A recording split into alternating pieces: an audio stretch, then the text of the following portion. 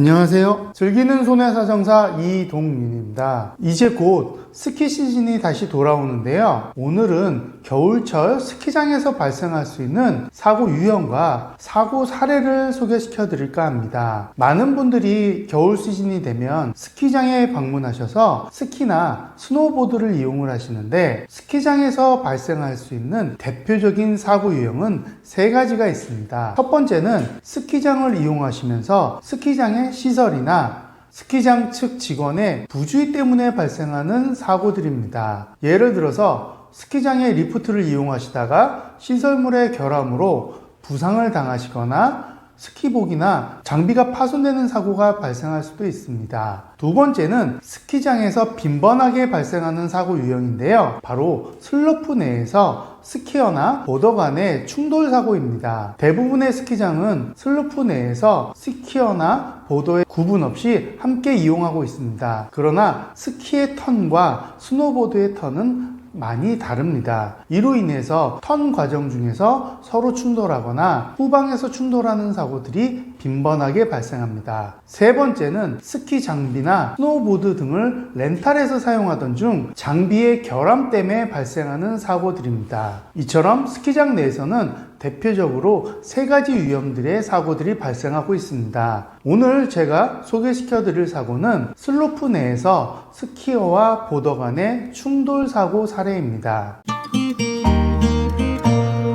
이 사고는 2023년 3월 초순경 스키장이 폐장하기 전에 피해자가 가족들과 함께 스키를 타기 위해서 주말을 이용해 스키장에 방문했습니다. 피해자는 고등학생으로 아버지와 함께 초급 슬로프 정상에서 스키를 타고 하단부로 정상적으로 턴을 하며 내려오던 중 슬로프와 슬로프가 합류하는 지점에서 다른 방향에서 내려오던 스노보드를 타던 가해자분과 충돌하는 사고가 발생하였습니다. 이 충돌 사고 이후 슬로프 내에 쓰러져 있던 피해자를 페트롤이 확인하고서 의무실로 후송하게 되었고, 의무실에서 가해자분과 피해자는 간단하게 사고 경위서를 작성하게 됩니다. 이후 의무실에서 정밀검사가 필요하다는 얘기를 들은 피해자 측은 피해자를 데리고 거주지 인근 병원에 방문하게 되었고, 병원에서 엑스레이 및 정밀검사인 MRI 촬영 후 좌측 전방 십자인대가 완전 파열되고 측부인대가 부분 파열, 그리고 경골 상단이 일부 골절되는 진단을 받게 됩니다. 물론 가해자분도 이 충돌 사고로 인해서 늑골, 즉 가슴뼈에 골절을 입게 되는 부상을 당하시게 됩니다. 가해자 측과 피해자 측은 서로의 보험으로 보험 진행할 것을 전화통화로 약속한 후 보험 접수를 진행하게 됩니다. 그런데 가해자는 본인이 가입한 일상생활 배상책임보험으로 보험사에 사고 접수를 하였으나 피해자 측에서는 불행히도 일상생활 배상책임보험이 없으셨습니다. 이후 사고 진행을 하면서 가해자 측과 피해자 측은 서로 감정 다툼을 하게 됩니다. 이후 이 감정 다툼은 더 심해지게 되었고, 피해자의 어머니께서는 인터넷 등을 확인하시다가 우연히 저의 블로그를 보시고 연락을 주셨습니다. 저는 피해자의 부모님을 면담하게 되었고, 지금까지 있었던 사고 내용과 보험 진행 상태, 그리고 추후 진행 방향 등에 대해서 설명을 드렸고, 피해자 측으로부터 사고를 위임받을 수 있었습니다. 저는 슬로프 내에 이용객 간의 충돌 사고이기 때문에 과실 부분을 검토하기 위해서 피해자 측이 스키장에서 최초 작성하였던 사고 경위서를 확보할 수 있었고, 보험사의 협조 아래 자세한 사고 경위서와 문답서를 확인할 수 있었습니다. 그런데 불행히도 해당 스키장 슬로프에는 영상이 녹화되는 CCTV가 설치되어 있지 않고 단순히 슬로프의 상황을 확인할 수 있는 캠만이 설치된 상황이었습니다. 해당 사고는 가해자의 진술과 피해자의 진술 외에는 목격자도 그리고 상황을 확인할 수 있는 동영상도 전혀 없던 상태였습니다. 아까 말씀드린 것처럼 가해자 측과 피해자 측은 서로 감정 다툼이 심화된 상태였기 때문에 더 이상 가해자 측으로부터 협조도 받기 어려운 상태였습니다. 이런 상태에서 보험사 측과 과실에 대해서 서로 의견을 주고받았으나 결과적으로는 가해자 측의 도움을 받지 못하여 50대 50이라는 과실 비율로 진행하게 되었습니다. 이처럼 슬로프 내에서 충돌 사고가 발생하시게 된다면 절대로 사고 당사자 간에 싸우거나 감정 다툼은 하지 마시길 바랍니다. 어차피 서로 간에 보험 진행을 하거나 아니면 개인적으로 손해배상을 해주더라도 서로 간에 감정 다툼이 있다 보면 보험 진행도 원만히 진행되지 않고 손해배상금 산정에 있어서도 결과적으로는 손해를 보게 되기 때문입니다. 이 학생은 최대한 수술을 받지 않는 방향으로 진행하려고 하였으나 방문했던 각 대학병원의 교수님들은 수술을 해야 된다는 소견으로 보호자에게 안내를 하였다고 합니다. 이후 피해자는 2023년 7월경 십자인대 재건수를 받게 되었고 경골 상단 골절에 대한 핀을 박는 뇌고정술을 시행하게 되었습니다. 이후 1년이 넘는 시간 동안 재활치료와 경과관찰을 지켜보게 되었고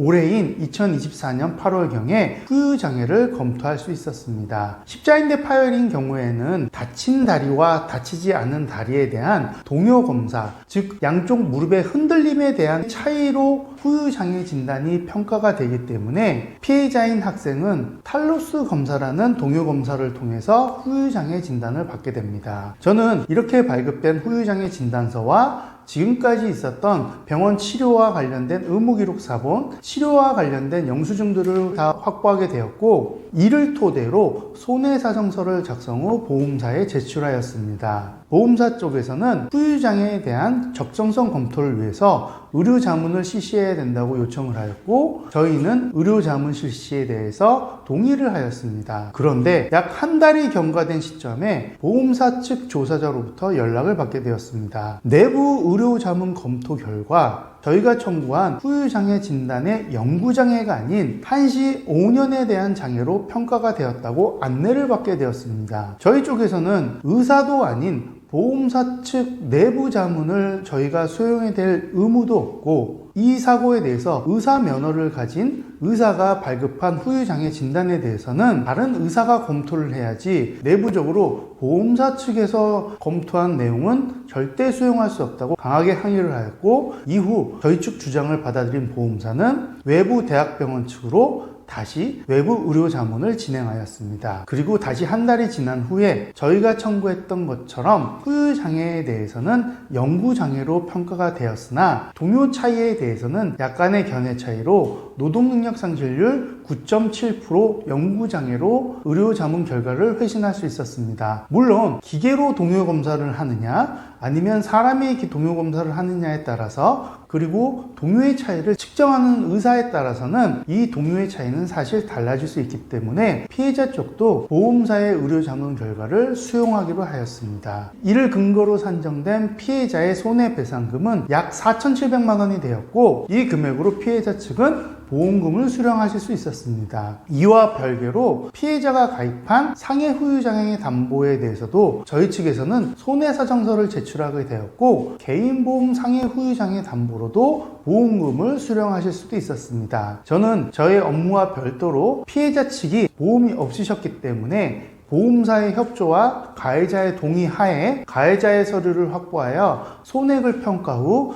피해자 측에 안내를 하였고 피해자 측에서는 가해자의 손해에 대해서도 손해배상을 해주며 이 사건은 마무리가 되었습니다. 만약 이 사고가 사고 내용에 대해서 객관적으로 확인할 수 있는 자료가 확보가 되었다거나 가해자 측과 피해자 쪽에서 서로 보험사고 진행에 협조적이었다고 한다면 이 사고는 사실 더 유리하게 진행되었을 것입니다. 그래도 피해자 쪽에서는 어려운 상황에서도 최대한 보험금을 수령하실 수 있었다고 저에게 감사 인사를 하셨습니다. 이제 돌아오는 겨울철 스키 시즌에 혹시나 슬로프 내에서 충돌 사고가 발생하게 된다면 사고에 대해서 객관적으로 확인할 수 있는 사진, 동영상, 목격자 진술 아니면 슬로프 내를 확인할 수 있는 CCTV 영상 등과 같은 객관적인 자료를 확보해 두시는 게 매우 중요하며 만약 이런 자료가 없더라도 절대 다투지 마시고 최대한 친절하게 상대를 대하시길 부탁드리겠습니다. 이는 본인에게도 도움이 되고 상대방에게도 매우 도움이 되는 방향입니다. 오늘은 스키장 슬로프 내에서 발생한 이용객 간의 충돌사고, 보상사고 사례를 소개시켜 드렸습니다. 앞으로도 더 좋은 정보로 여러분들을 찾아뵐 것이며 구독과 좋아요는 제가 영상을 제작하는 데 큰 힘이 됩니다. 감사합니다.